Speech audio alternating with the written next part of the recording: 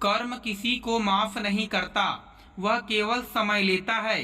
किसी के पाप को छिपाकर रखा जाए तो वह कभी मरता नहीं, वह इंतजार करता है और जब समय आता है वह पूरी शक्ति से लौटता है। कभी कभी पुनर्जन्म मृत्यु से भी भयानक होता है, क्योंकि उसमें आत्मा न्याय भी मांगती है और बदला भी। नमस्कार मित्रों, आज की कथा प्रेरणादायक होने वाली है, इसलिए कथा को अंत तक जरूर सुने। सूरज ढल चुका था। पीपल के पेड़ की लंबी परछाइयां किशनपुर गांव की गलियों में धीरे धीरे फैल रही थी। हवा में धूप, लोबान और मिट्टी की मिली झुली महक तैर रही थी। मंदिर की घंटियां धीरे धीरे बज रही थी, लेकिन गांव के बीचों बीच एक हवेली थी जो अपने आप में एक पूरी दुनिया थी। वह थी विजय सिंह की हवेली। उस हवेली की ऊंची ऊंची दीवारें, लोहे के विशाल फाटक और हर कोने में चमकते दीपक विजय सिंह की शान और शौकत की गहराई देते थे। लोग उसे जमींदार साहब कहते थे, एक ऐसा आदमी जो हर पंचायत में सबसे आगे बैठता था, गांव के मंदिर में सबसे बड़ा चढ़ावा देता था और जिसे बड़े बड़े अफसर भी सलाम करते थे। पर विजय सिंह सिर्फ एक जमींदार नहीं था, वह एक छवि था, आदर्श, धर्मात्मा और न्यायप्रिय की मूर्ति। कम से कम बाहर से तो यही दिखता था। हर दीवार की दरार में एक कहानी होती है और हर चमकदार चेहरे के पीछे कुछ स्याही छुपी है। बीते वर्षों की परते साल 1986 की बात है। किशनपुर का गांव तब इतना बड़ा था कि पक्के मकान गिने चुने थे और विजय सिंह उस वक्त 30 के आसपास के थे। तेज नजर, भारी आवाज और एक खतरनाक ठसक। उनका छोटा भाई गोपाल सिंह उनसे 4 साल छोटा था। शांत, महानशील और धर्मप्रिय दोनों भाइयों के स्वभाव एक दूसरे से बिल्कुल उल्टे थे, लेकिन बचपन में वे प्रेम से रहते थे।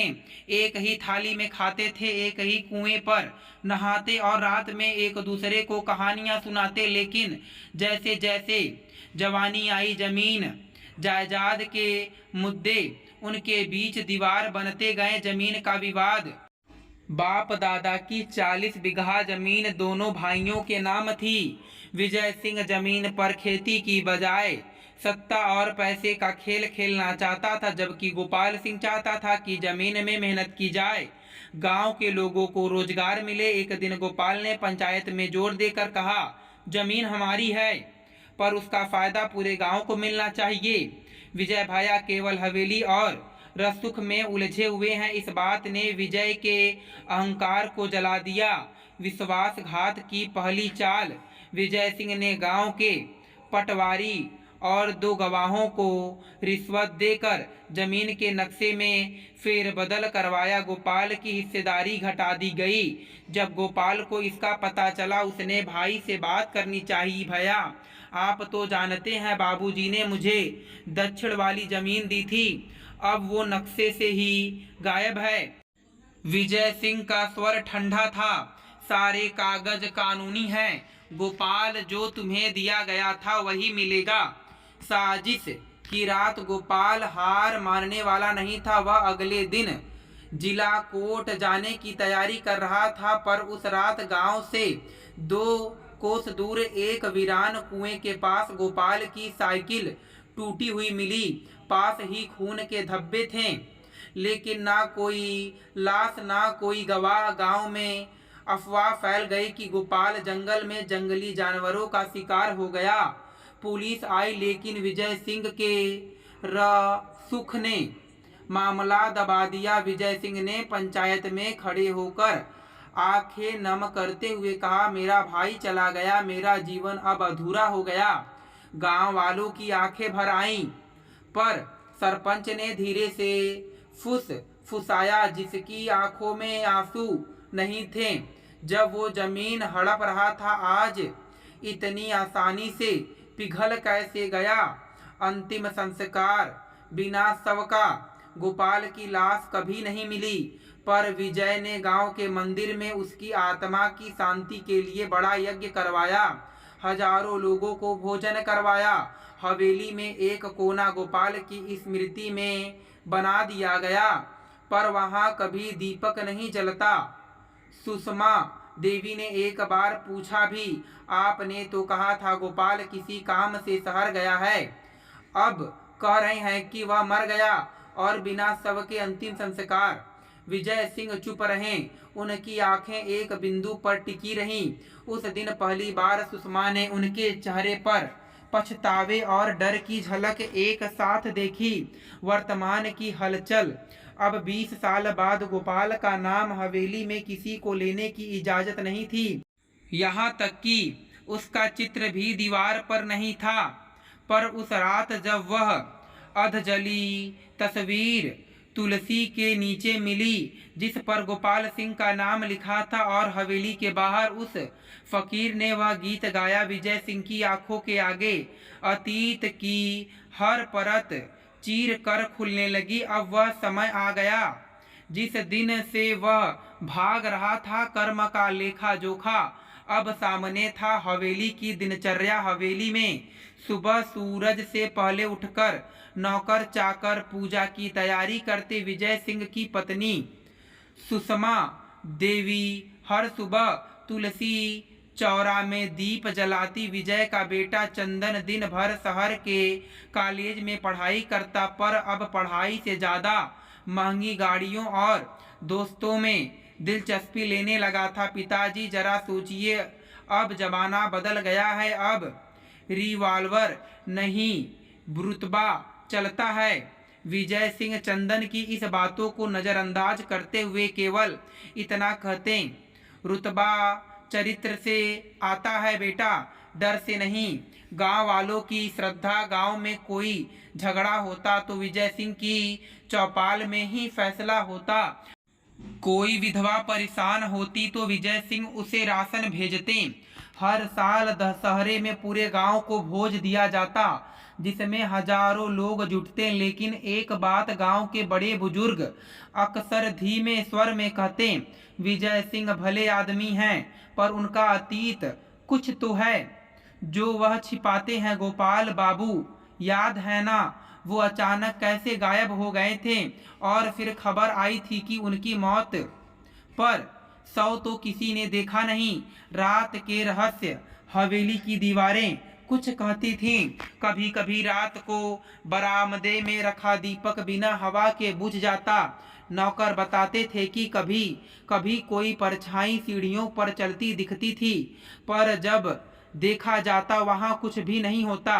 विजय सिंह की आंखों में दिन प्रतिदिन बेचैनी बढ़ती जा रही थी। रात को वे अक्सर सोते सोते चौंक कर बैठ जाते और कुछ बड़बड़ाने लगते, माफ कर दे गोपाल, मुझे मजबूरी थी।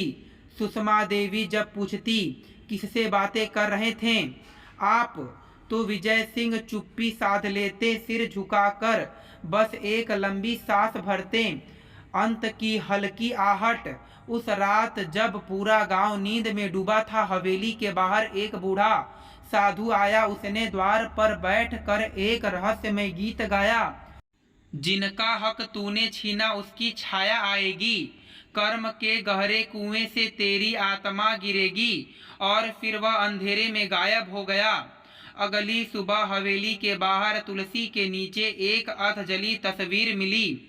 उस पर नाम लिखा था गोपाल सिंह। हवेली का वारिस चंदन विजय सिंह का इकलौता बेटा था।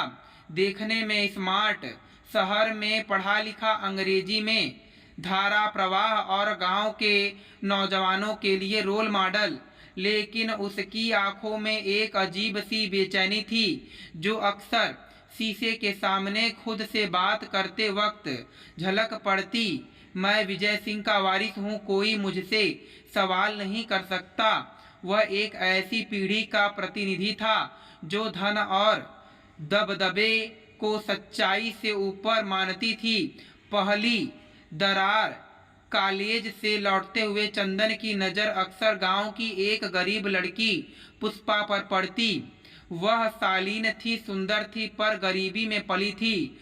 चंदन का व्यवहार शुरू से मित्रता था, पर धीरे धीरे उसमें मालिकाना हक की बू आने लगी। तू जानती है ना तू किससे बात कर रही है? एक दिन पुष्पा के इनकार पर चंदन ने चीखते हुए कहा। विजय सिंह को जब पता चला यह बात, उन्होंने सख्ती से चंदन को बुलाकर डांटा। सम्मान और डर में फर्क होता है बेटा। लोग हमें डर के मारे झुकते हैं, लेकिन भीतर से हमें धिक्कारते हैं। चंदन ने उनकी ओर देखकर एक लंबी मुस्कान दी। एक अहंकार से लिपटी चुप्पी। गुप्त मित्र मंडली। शहर के कॉलेज में चंदन की दोस्ती एक गिरोह से हो गई थी। रवि, आदित्य और अमित नाम के 3 लड़के जो सुख वाले घरों से थे, लेकिन उनके काम थे शराब, ड्रग्स और ब्लैकमेलिंग। चंदन इस गिरोह में सबसे चुप रहता।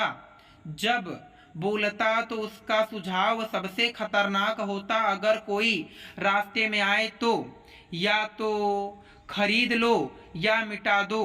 वह अपने पिता के प्रभाव का इस्तेमाल करके पुलिस वालों को चाय पानी करवाता और कॉलेज के प्रोफेसर को धमकाता। हवेली में बदलते रंग। हवेली में अब महफिलें सजने लगी थी। देर रात शराब की बोतलें खुलती और संगीत की आवाज गांव तक सुनाई देती। विजय सिंह इस बदलाव को देखकर गुमसुम रहने लगे।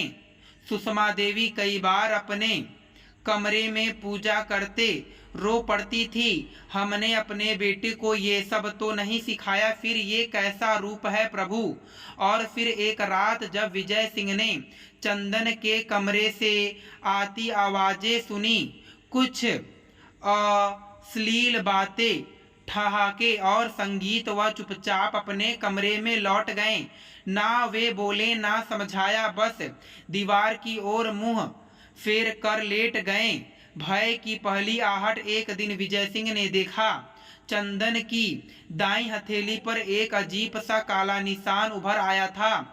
रेखाएं टेढ़ी मेढ़ी थीं, जैसे कोई पुराना घाव हो, लेकिन चंदन को कभी ऐसा कोई घाव नहीं हुआ था।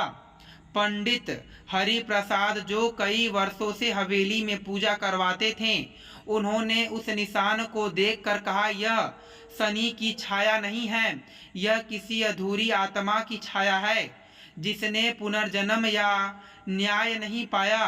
विजय सिंह की सांसें रुक सी गईं। चंदन का व्यवहार अजीब होता गया। वह अक्सर देर रात अपने कमरे में अकेले बात करता। कई बार दीवारों को घूरते हुए कहता, तू फिर से आ गया।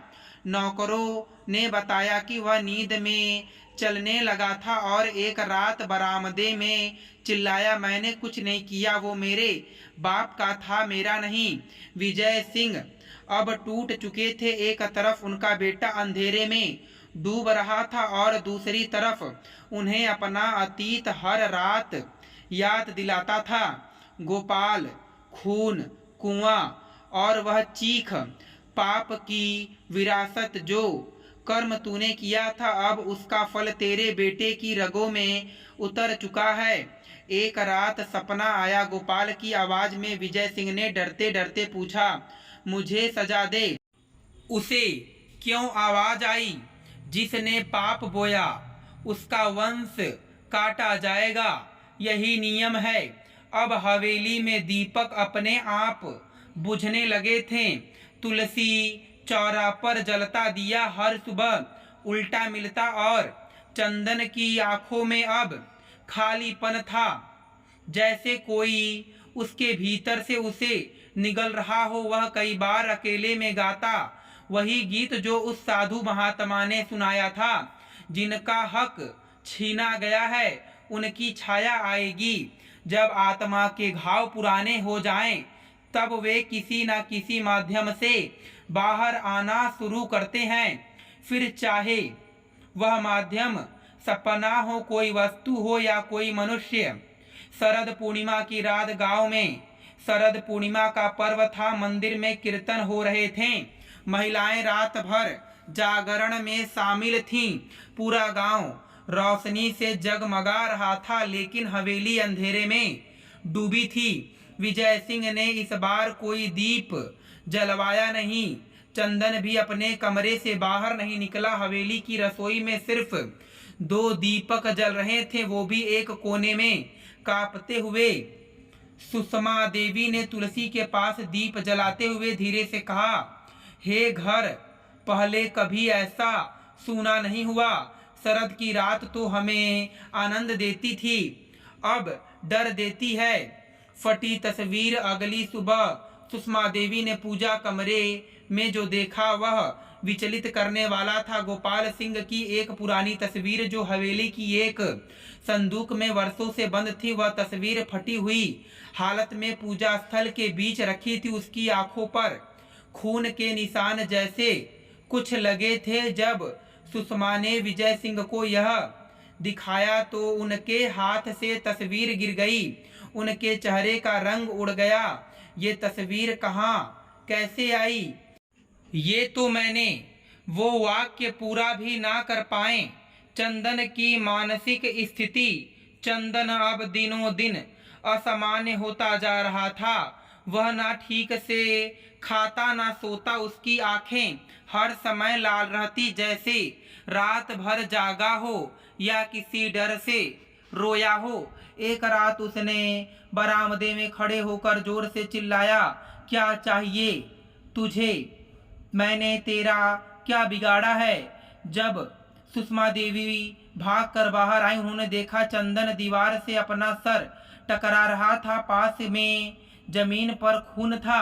पुरानी डायरी। उसी रात विजय सिंह ने हवेली की पुरानी संदूक से एक चमड़े की डायरी निकाली। यह गोपाल की थी, जो उसने अपने युवावस्था में लिखा करता था। डायरी के अंतिम पन्ने पर लिखा था, अगर मैं कभी गायब हो जाऊं तो समझ लेना मेरी आत्मा न्याय मांगेगी। मैं लौटूंगा। मेरे हिस्से का सच मिटाया नहीं जा सकता है। विजय सिंह के हाथ कांपने लगे। उन्होंने वह पन्ना फाड़ कर जलाने की कोशिश की, लेकिन आग उस पर नहीं लगी। गांव में अफवाह। अब गांव के लोग भी फुसफुसाने लगे, सुनो, हवेली में रात को किसी के रोने की आवाज आती है। बाहर वाले दीवार के पास कोई परछाई खड़ी रहती है। चंदन बाबू को देखो, वो अब पागल जैसे हो गया है। गांव की बूढ़ी दादी सुमित्रा, जो जड़ी बूटियों की जानकार थी, उन्होंने एक बार विजय सिंह से कहा, आपके परिवार पर कर्म छाया लग चुकी है। यह कोई तंत्र नहीं, यह भीतर से निकला सत्य है, और यह तब तक पीछा नहीं छोड़ेगा जब तक न्याय पूरा ना हो। पहला प्रत्यक्ष संकेत। एक रात हवेली की घंटी अपने आप बज उठी। 3 बार। ये वही घंटी थी जो किसी के आने पर बजती थी, लेकिन दरवाजा बंद था। नौकर रामू, जो 15 वर्षों से हवेली में था, दरवाजा खोलने गया पर बाहर कोई नहीं था। उसने दरवाजे के नीचे देखा, वहां एक पुराना पन्ना पड़ा था। धूल और खून से सना पन्ने पर लिखा था, जिसका अधिकार छीना गया है, अब वही वारिस बनेगा। जो पाप तूने छुपाया वही अब उजाले में आएगा। विजय सिंह को जब वह पन्ना दिखाया गया तो उनके पैरों तले जमीन खिसक गई। चंदन का पहला डरावना सपना। रात के तीसरे पहर चंदन अचानक चिल्लाते हुए उठा। उसने सपने में देखा, वह एक पुराने कुएं के पास खड़ा था। सामने गोपाल खून से सना हुआ था, और फिर वह कहता है, तेरे बाप ने मुझे धोखा दिया, अब मैं तुझे ले जाऊंगा। चंदन ने अपने गले में हाथ डाला। वहां लाल निशान उभर आया था, जैसे किसी ने गला दबाया हो। कहानी का अंत। अब हवेली सिर्फ एक इमारत नहीं रह गई थी, वह एक कर्म की कब्रगाह बन चुकी थी, जहां हर ईंट, हर दीवार और हर सन्नाटा चीख चीख कर कह रहा था, कर्म कभी किसी को माफ नहीं करता। कभी कभी आत्मा न्याय मांगने नहीं, हिसाब पूरा करने आती है, और तब वह ना भूत होती है ना मानव, वह केवल कर्म होती है। गांव में अजनबी। उस दिन की सुबह गांव के लिए असामान्य थी। बाजार की दुकानें खुलने ही वाली थी तभी चौपाल के पास एक लंबी छाया आकर रुकी। लंबा कद, खादी का कुर्ता, कंधे पर झोला, माथे पर तिलक और आंखों में अनकही पीड़ा। ये कौन है नया? मास्टर जी लगता है।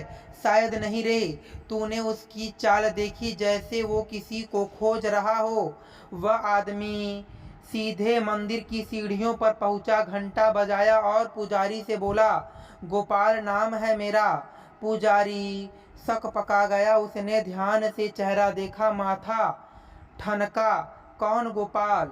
जिसे मरा हुआ मान लिया गया था, जो अभी मरा नहीं है हवेली में। घबराहट।